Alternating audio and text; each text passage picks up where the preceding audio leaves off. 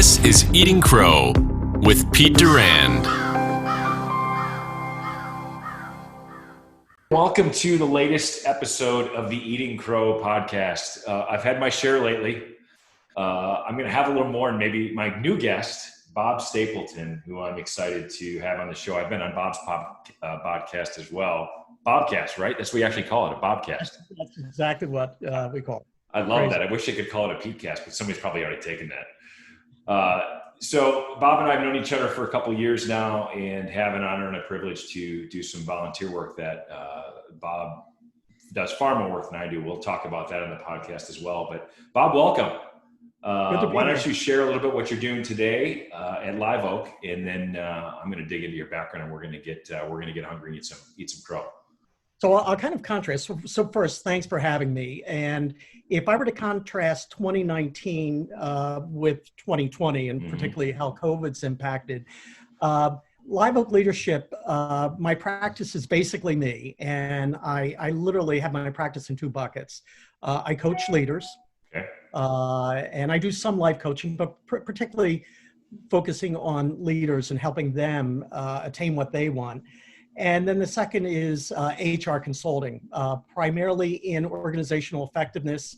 I'm more the soft side of HR versus what I call the more transactional. Sure. So that's kind of the what my business has been, okay. Past tense. With the pandemic, it's really been great. My workload in terms of clients is half. And I've been able to do things like this, right. Meet with you, do my own podcasts. I'm doing what's called a Bob and Joyce. It's ODHR, Successes and Failures. I'm writing a book that's about halfway done. And so it's been more about kind of stepping back and kind of taking a different route to doing what I do. We could spend hours on lessons learned, which is kind of the premise, by the way, of both of our podcasts, right? Eating crow means you had to rethink your position, potentially on some new information or somebody else's opinion. And certainly 2020 has changed the way we look at everything. And the fact that the number of clients you're dealing with is smaller, but the magnitude of the work is much bigger. Oh, without a doubt. You mentioned the soft side of HR, and it's kind of a misnomer, right? It is the non-transactional side, but I also believe it has the biggest impact.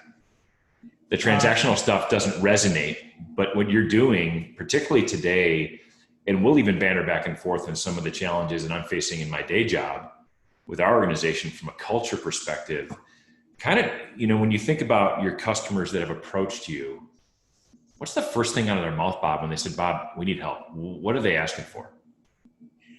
It's interesting. It typically is a problem within their organization. Okay. And so they'll say, we've done a client survey of our employees and their satisfaction levels. And for the third year in a row, we're kind of in the cellar. So they'll come to me with a dilemma that they've kind of thrown a lot at it to try to solve it. And I think when they kind of just raise their hand and say, look, let's kind of bring a person in to kind of give a different perspective and perhaps bring some new ideas. Is it human resources that's approaching you, or is it someone in the C-suite, what kind of visibility do you have to the C-suite of this problem? Well, what's interesting, it's typically HR that's the first contact, and the way that it typically works is the CEO or the executive committee turns to HR at the table and says, we've got a problem, go find someone to fix it. Sure. And so the first contact will be typically an HR professional. But ultimately, if I think about who my customer is, it's probably as much the CEO or the president as it is HR. So when you think about the reasons customers normally would approach you, and by the way, it can be all over the map depending on the type of company, the number of employees, the culture, et cetera. When you think about March 15th, 2020, how did that conversation change? Well, so if I think about what the pandemic has done to all of us, if you think about learning and whether it's a skill or whether it's your leadership or whether it's your organization and how you want to grow it, you're probably familiar with what they call the S curve of learning. And that's where you start out and you're kind of failing and struggling and learning, but you're seeing a little bit of progress. And then like the S goes, all of a sudden you see that sharp spike where you're getting some proficiency. And then, you kind of flatten out again as you become a master of what you do. March 15th put us all right back to the bottom of the S curve. Mm-hmm.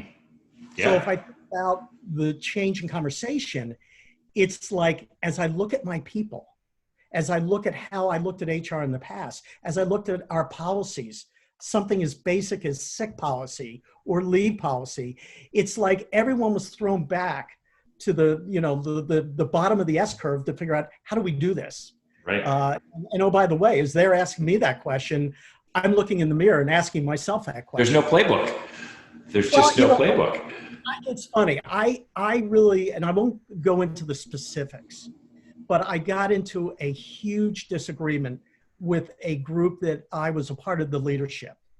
And it dealt with the pandemic. And at the time, we didn't know so much. And we had to make decisions about whether to open, whether to go remote, whether to cut back our hours.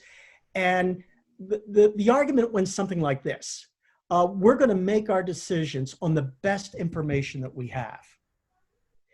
And I'd say, that's not good enough. And they're like, well, what do you mean? That's how we do it. We take a look at what we know and what we learn, and we make decisions.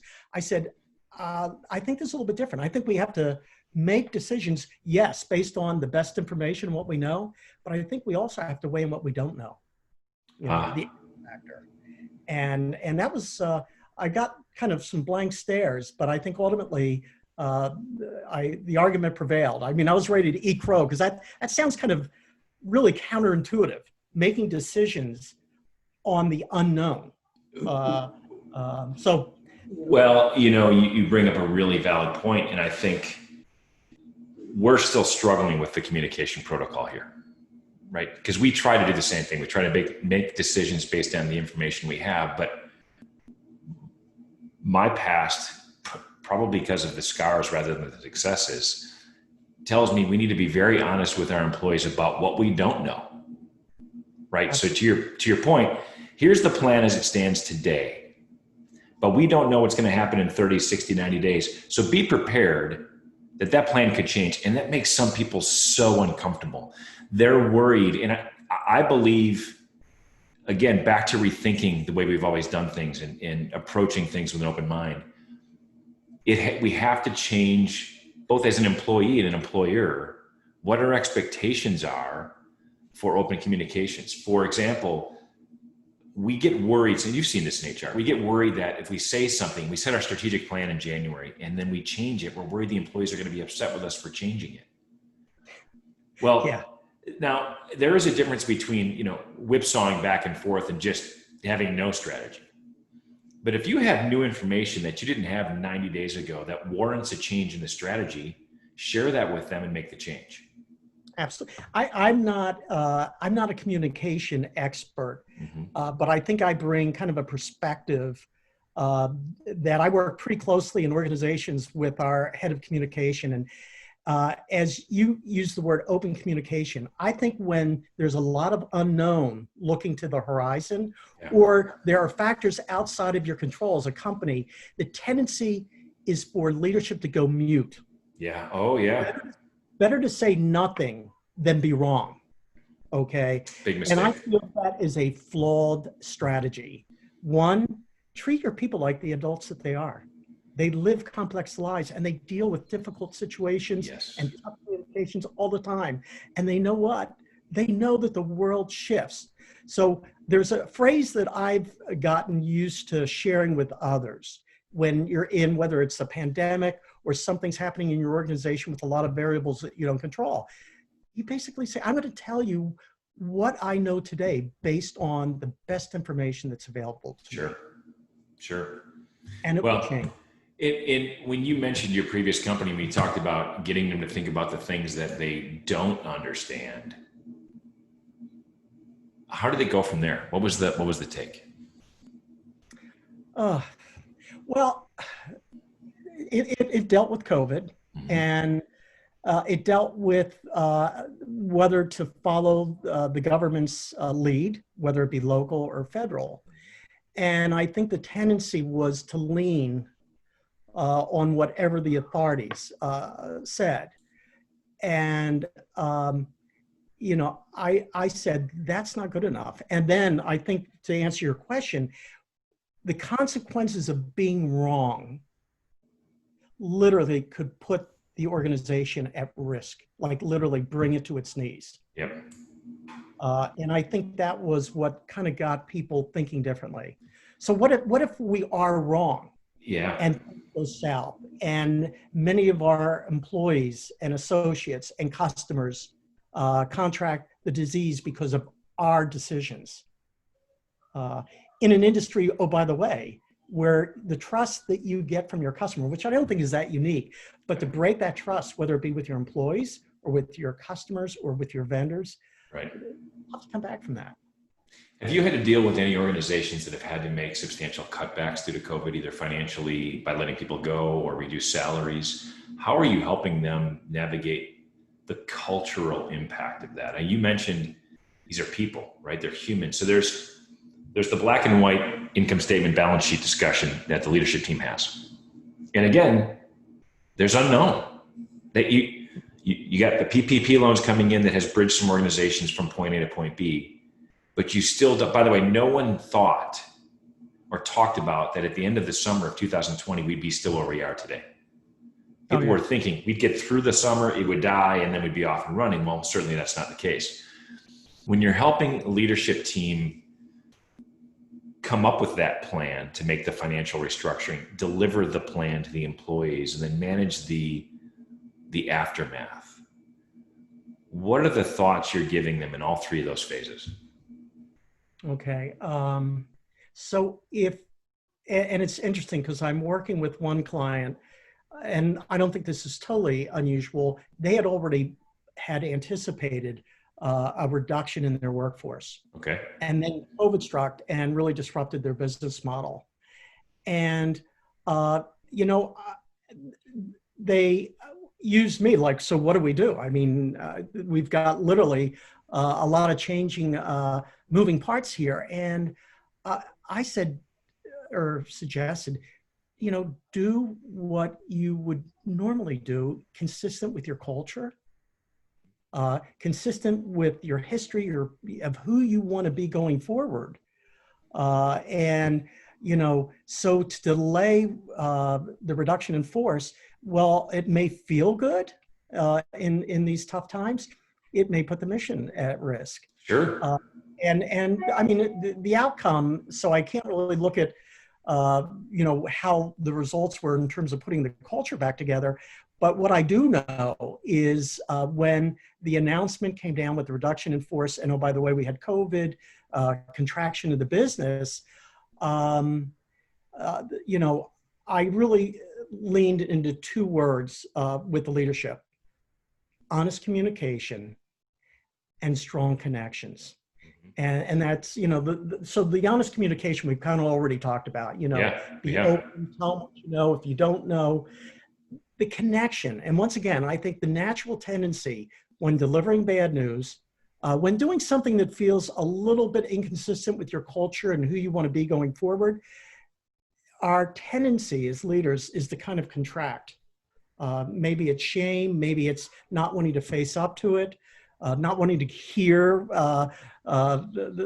what people may see and think. And I think the opposite is what you should do, both as a leadership team. As a leadership team, you better get connected on where you want to go and how you want to be through this.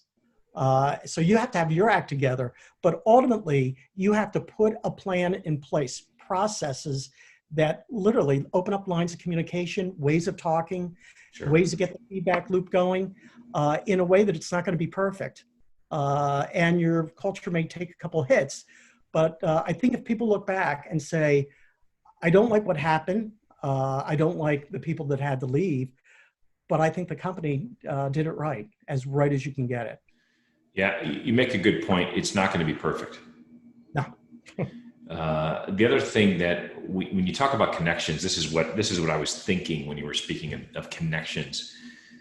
I've learned through some hard lessons of not doing it right, some things that have helped me communicate bad news to employees, particularly ones that are leaving as well as the ones that are staying.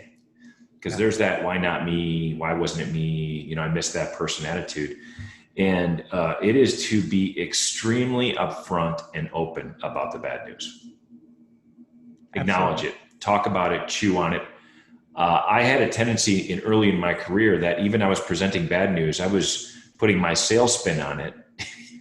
And it was a big pile of crap on the table. I was making it smell like roses, and somebody gave me some good feedback and said, Pete, this is the time to talk about the crap. We don't need to go on to the solution right now. We need to digest this first. And I was already moving on to this is how we're going to solve the problem. And they wanted to digest it and understand it more. So I've learned that, especially in a human to human connection, I'm an overly compassionate person to begin with, which is probably one of the weakness is not the right term.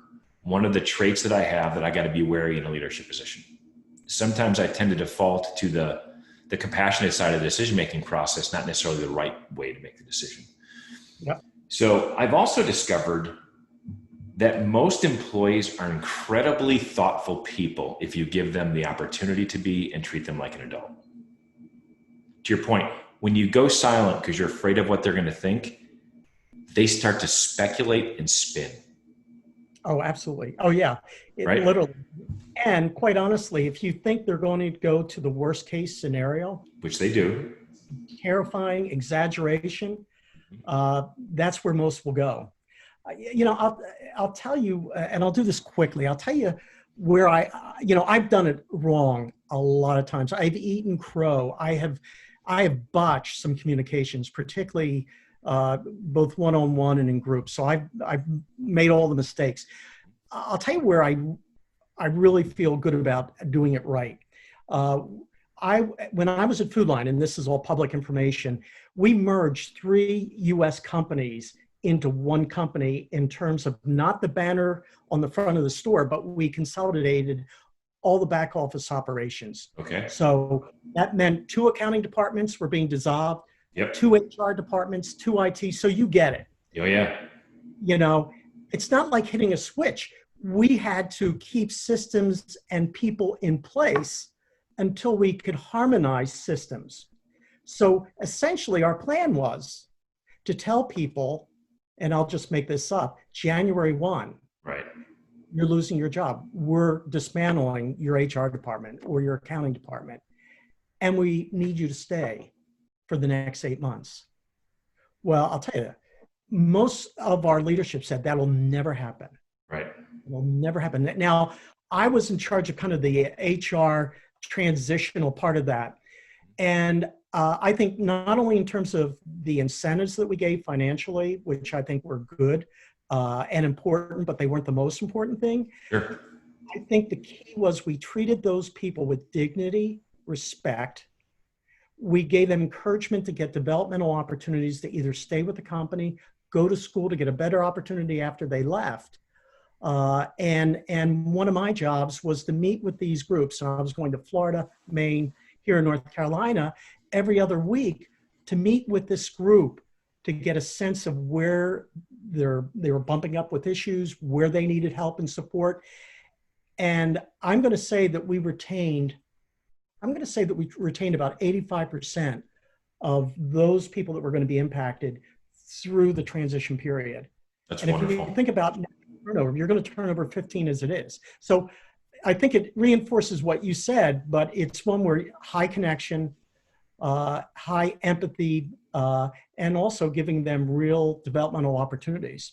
Well, in that situation, it's not a reflection of their performance. No. It's a business transaction. And That's if you right. treat them like an adult, they will understand the business transaction side of things. They'll also appreciate if it's done right, an 8-month runway. They've got a job to do. And then if you communicate with them during that period of time, they have a sense of dignity. So they're going to want to be there with you, which is challenging. But yeah, I think there are so many lessons where it's great to see when it was done right. Yeah. Versus lessons where they're not done right. And when we forget that we're dealing with human beings, that's the challenge. So I have seen terminations handled properly, and I've always been a firm believer that any termination is done with someone from human resources in the room, because they're the pros. We're not, right? We have to have that done, and the coaching is very, very valuable. So the VPs of HR I've worked with in my previous organizations are very close allies, right? I rely on their input because they tend to be very objective. And I'm amazed at times at how they don't always take the compassionate employee side of things. They take the practical, right, objective side of things, but then they handle it with compassion. That's a very different, it's a nuanced approach. So I had to let 2 salespeople go in an organization, and I had hired these people. They then reported to somebody different who was not comfortable with making a determination. I said, look, I hired them, I'll handle it. He sat in the room with me, and both people got up and hugged me when they left the room. And he said, I've never, ever seen anything like that happen before. I said, we came to a realization that the job they were in was not the right job for either one of us. And I helped them make that conclusion because they really wanted it to be. They wanted to be at our company. They believed in what we were doing, but it wasn't the right fit. And it was for different reasons, right? These are 2 very talented people in the right role. And he just wanted to fire them for performance. And I said, they're going to walk out of this room without a job. They're going to go home to their spouse and their children without a job. That is it's a huge impact on their life, their well-being, their self-esteem. And if you can sleep not knowing that impact was felt, you have to and by the way, you got to do your job, right? If I let the emotional side of things affect all my decisions, I'd never get anything done. But it doesn't hurt to be aware and to acknowledge the difficulty and the compassion in the discussion. And I think that is so important. And it's emotional intelligence. We talk about it a lot now. It is a very difficult skill to coach. You do it every day, right? And it's when you're dealing with senior leadership at a high level in organizations. Bob, I'd love to hear your thoughts on when you walk into a room of leaders and you've been introduced as whether it's a life coach or a performance coach or a coach to help them through a difficult transition. Can you pick the people out in the first interaction where this is going to be tough? Oh gosh. Oh, absolutely. Probably the toughest situation. I think whether it's terminating one person or the 2 people that you talked about, or a department like I described, the key, and we talked about connection and human dignity. I think more often than not, I walk into that room and it's a kind of a sanitized conversation. Sure. And I think it's kind of the leading with your head. So we're closing the plan, or this person's not performing, or the business model change. And so it's kind of a very cut and dry, and I'm in there to help them with the transition. And when I know it's going to be tough is when they fail to see the person. It is. So, I ask the question, so do they have any idea that this is coming? Or have you given some thought to some transition support? Or have you thought about their teammates? And so when I see them almost totally ignoring the human impact, that's when I know this is going to be tough. And it's happened. How many people, Bob, when you get to that point? Because it's funny. I'm a big believer in giving someone the coaching that they need to coach them up, right? Sometimes I'll inherit a staff member at any level that people have already written off, and they're giving it to me to solve the problem, which means they want me to let them go. It's happened a lot. Yeah. I have made it a personal decision. Anybody comes on my team comes with a clean slate.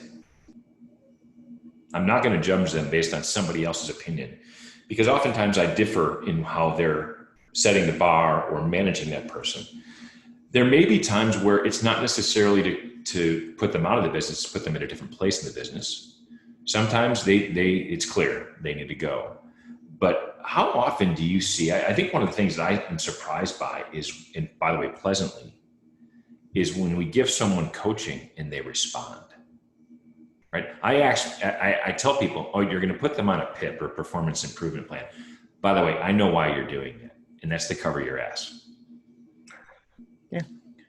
And by the way, procedurally accurate. You need to document that person was given the feedback they needed to get, given an appropriate amount of time to address the feedback and improve. But here's the second question I asked them. So you're putting them on a PIP. First of all, I want to know why. That's the first question. What have they done or not done? Can you articulate it? It can't be, well, I get this feeling, or so-and-so said. I want to see the documentation that says this is warranted. And that they've had numerous coaching sessions that can be somewhat verbal, anecdotal, but always should be documented, right? A PIP should be after this person has been given coaching. And that's a difficult thing for people to understand. You can't just walk up one day and say you haven't been doing your job, and they go, I had no idea I wasn't doing my job. So to me, there's got to be a period of time where you're saying, here's the things we need to work on. And then if they don't do that, then you can say, look, these are the things you haven't done them. Here's what we're going to do. Then my second question is, are you prepared for them to succeed? Because they don't know how, what do you mean? I said, what if they succeed? Because if this is just a step in the process to get rid of them, let's have that conversation. But what if they succeed? Because you may be already making decisions with that headcount or something else down the road. But I have seen people succeed in this role that are ultimately surprising. Yeah, as someone who's spent most of his career in HR, there are two things that I would literally get rid of, eradicate, drastically change. The first is the PIP process. Interesting. Let's just be transparent. In 99% of the companies, it's just a legal justification to have all your ducks in a row. Yep.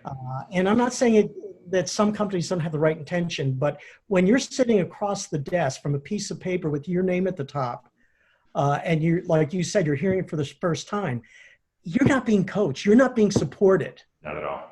You're being put on notice. So if I had my druthers and I have ideas about how I would do it differently, and you suggested one, I would get rid of that. The second, and we could spend a whole show on this, I have spent my entire career designing, developing, and implementing people planning systems, succession planning systems, high potential talent planning systems.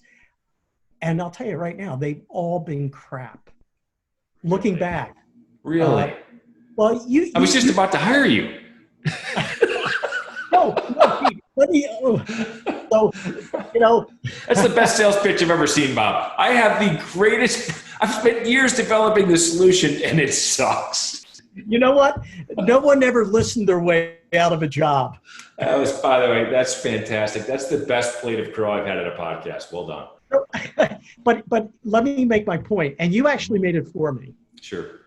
The whole notion of, what are you ready to face the fact that this person may be successful? Mm-hmm. And you also said, how many times have you brought someone in that you were kind of coaching because you're the guy that can kind of take them out of the organization gracefully, sure, only to find out that they come under you or work for you, not that mm-hmm. term, and all of a sudden they flourish, right, and they blossom. Yeah. And when I say I get rid of every talent planning process I ever made, it's amazing how we mistake that process. It is a point in time. Yes, it is. It's where you are in terms of the S curve. We were just talking about that. It's a point in time, and the mistake that I made and organizations made, they put that label on someone, high potential, okay? And it lives with them. And, when you see the time of 5, 10, 15 years, I've learned that those people that we saw as non-promotable are now running the company. Yeah. How the heck does that happen? Yeah. So that's kind of what I meant by it. Well, and if you're labeled a non-hypo, how's it?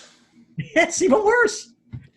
It's true. And in some of my other discussions with employers, employees, and peers, I talk about, as a father, I have three kids. The difference in those 3 kids and how I need to communicate is drastic.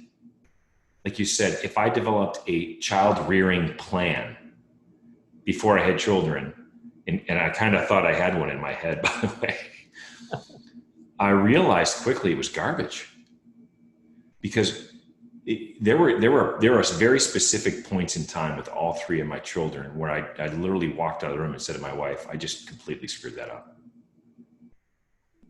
I can't reach them the way I was just trying to reach them. They're not processing it the right, and it's not their fault, it's mine. This is a 10, 13, 14, 15-year-old kid. I'm a seasoned adult, so to speak. How do I expect them to adjust their communication style to me? So, and there have been marked moments where I've literally, I talked about this in the description and why I started the podcast, where I had to flip my entire thought process on its head and recognize I'm just wrong. It doesn't mean I want to change the guardrails of where my boundaries of morals and ethics and how I want them to behave are. It has to change the way I communicate and motivate them to achieve those goals. So when you translate that as an employer, much bigger group of people, right? Much more diverse group of people who, by the way, I have not raised. So their beliefs, their values, their examples of right, wrong, work ethic, anything are not from me. They're from someone else. So they come to the table with a very different set of thoughts and emotions and ideas of right or wrong. It's hard to break through that. So you can fight it and say it's my way or the highway. We're going to do it my way. And again, we might be objectively correct. This is the company's objectives. But if you can't lead your people to achieve those objectives, you failed. Whether you're right, like I said, I've been right and I've been wrong. Where I wanted to go was right. Leading those people there was completely wrong because I didn't understand Joan needs to be communicated with this way. And I'm not talking about being soft. Like you said, this isn't being soft. It's just recognizing that's not going to work, right? And Bill needs to communicate it this way, and Jeffrey this way, and Joey this way, because Joey might be a 23-year-old college graduate, and Bill might be a 45-year-old seasoned executive. How do I expect the communication protocols to work for them equally? Yeah, listening to you, I think about in coaching, a key aspect of coaching is listening to people deeply, to not hear the words, but hear the thinking behind the words, their perspective. And if I were to apply it, whether it's raising children and all the screw-ups that you have, or dealing with a very diverse workforce, I think that kids see their parents, their teacher's perspective pretty quick. And there may be a continuum, so I'm going to simplify for this conversation. I think that leaders, managers, parents look at their kids, their employees, and their perspective is they're a problem to be solved. Right. That's the PIP. Or if only I could get machines to take the place of these people, or why do people call in sick? You hear. And the other perspective is they're the solution to their problem. And they're not only a solution to their problem, they're a solution to the company's problem. Sure. And, I've lived my life on both sides. And early in my career, these people don't show up. They don't take care of the customers. So it was kind of a problem to be solved. And I had to flip that. And I think that the power of that is when people, whether it's their boss or their parent, when they seeing them as being empowered to solve not only their own challenges, but also the challenges of the company, I think the light goes off. Oh, I think you're absolutely right. And the other thing that we as leaders need to be comfortable with is those people will make mistakes just like we do. Yes. If you empower them to make a decision, you have to be prepared for that decision sometimes not to be correct.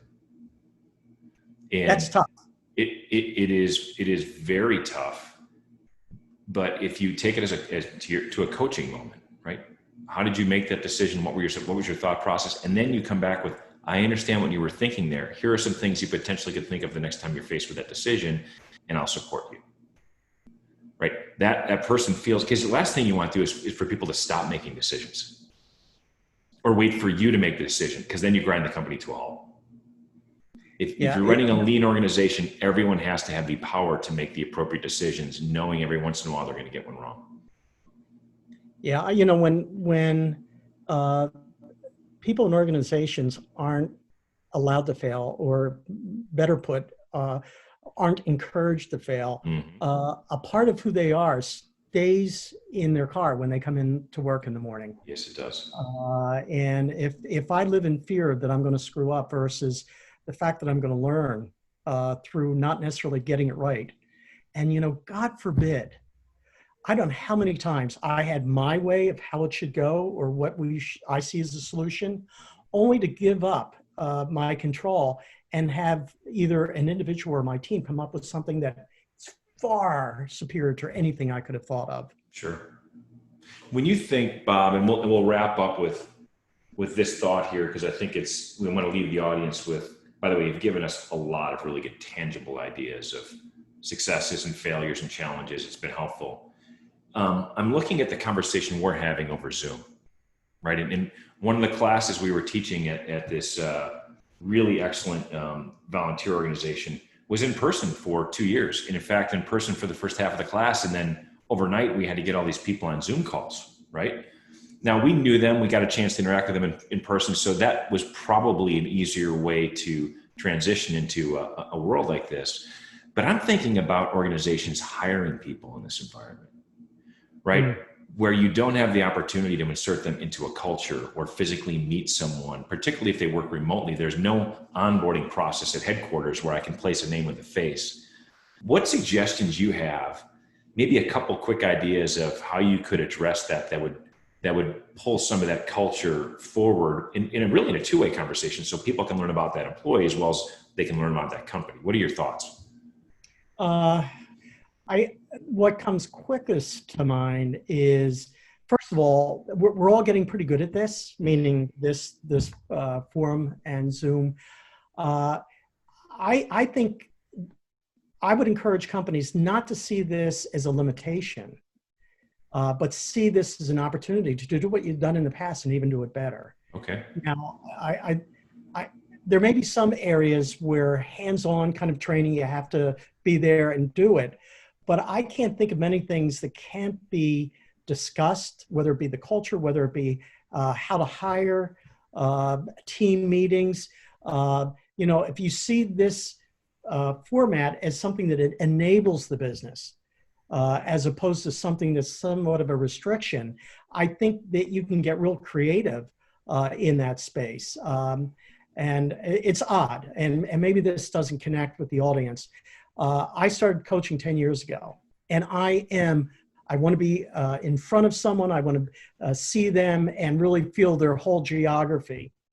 And if someone had told me that 5 years into it, I could have as good a connection talking over a phone to someone in Brussels, mm-hmm. and have never met them, I would say that they were crazy. Sure.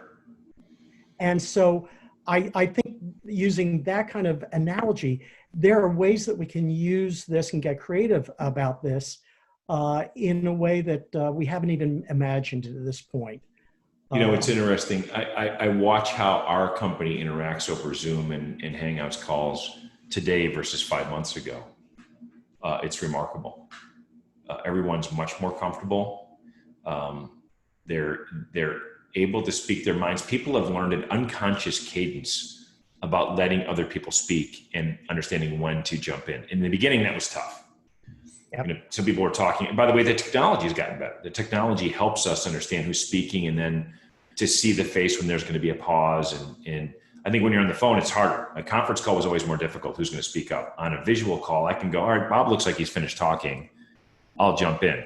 We've actually, and I do it every once in a while when we have our leadership teams, there's 6 or 7 of us in the room. I raise my hand. Mocking, hilariously, because I'm the talkative guy, but I'll wait. And when I'm quiet, they get concerned. What are you thinking, Pete? And I'm like, I'm just waiting for everybody to finish. Then I'll raise my hand. So I appreciate the thought process there. And you're right. This is a new normal.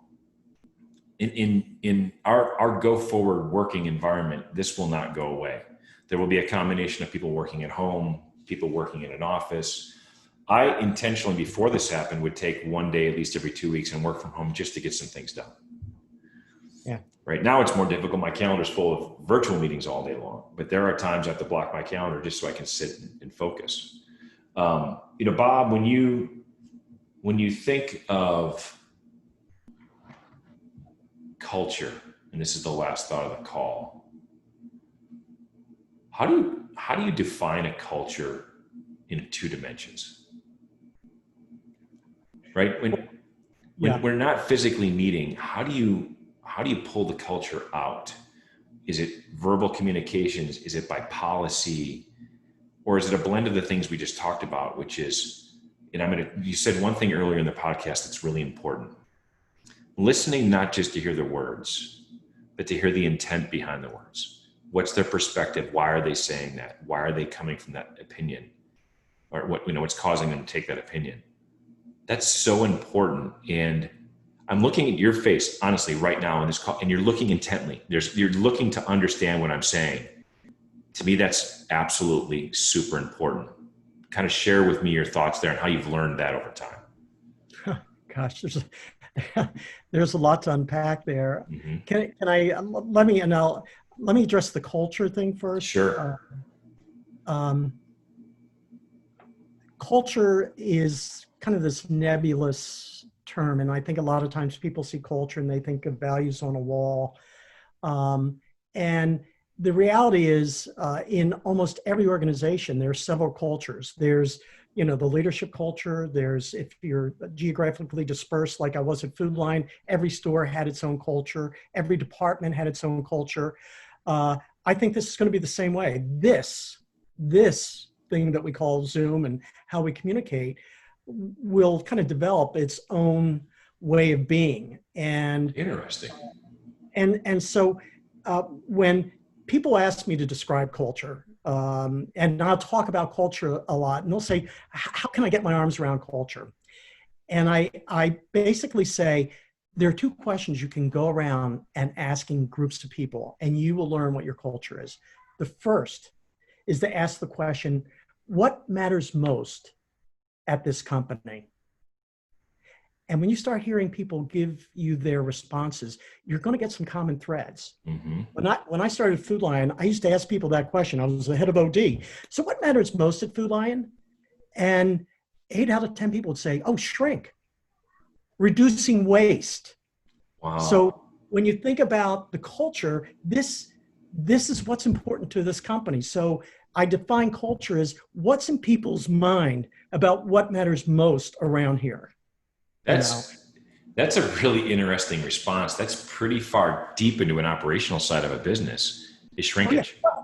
But if you think of messaging, and if you think of a huge issue in the company, and reducing shrink goes right to the bottom line, so it's what are people's, what is the relationship in terms of what they're seeing as important by the leaders of the company.